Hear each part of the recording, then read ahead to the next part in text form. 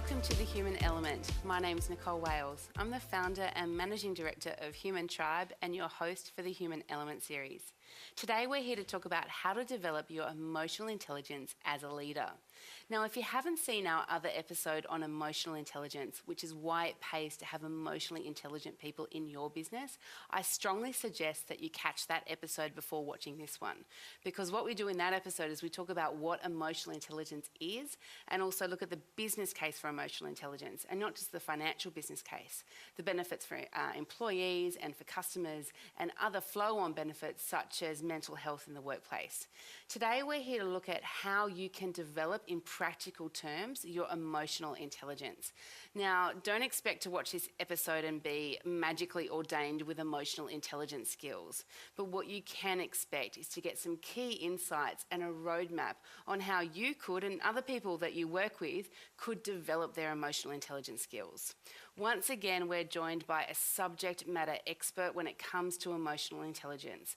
Dr. Ben Palmer is the founder and CEO of Genos International, and Genos International is a business that specialises in the assessment and development of emotional intelligence.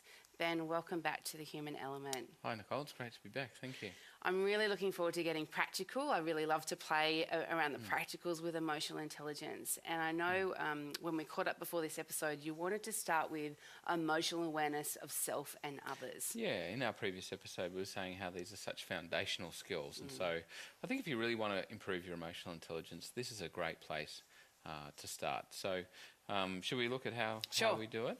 Well, one of the first things, particularly in terms of self-awareness, is to assess your emotional intelligence. Why?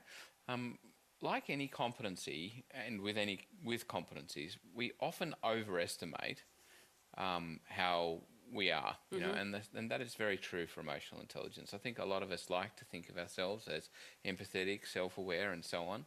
And whilst we all have these skills, you know, emotional intelligence is pretty well distributed in the population. So the vast majority of us really don't have the levels of emotional intelligence needed to be really effective in the workplace, socially and romantically as well. So starting with an assessment gives you that sort of insight on where are my starting levels at, what particular skills should I really focus on, what sort of behaviours associated with emotional intelligence do I really need to demonstrate more effectively in the workplace. So I strongly recommend an assessment. It's often a very scary thing to do for a lot of people, you know, to get some feedback from your colleagues on how well you demonstrate emotionally intelligent leadership or emotional intelligent workplace behaviour. I mean, you know, that's a pretty brave thing to do, but it's a mirror that, while sometimes confronting, is a very powerful one to look at. Absolutely. And so you mentioned that this is a 360-degree assessment that you do recommend. So there's, I know I'm obviously familiar with your tools, but for the benefit of our audience, they do a self-assessment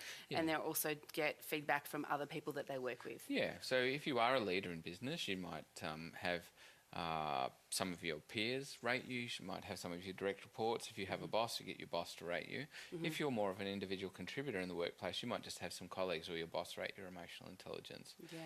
I think the most important thing is to get feedback from, you know, 4 to 6 people that know you well, that you have frequent work-related contact with, and that are going to be objective in terms of giving you some feedback on your emotional intelligence.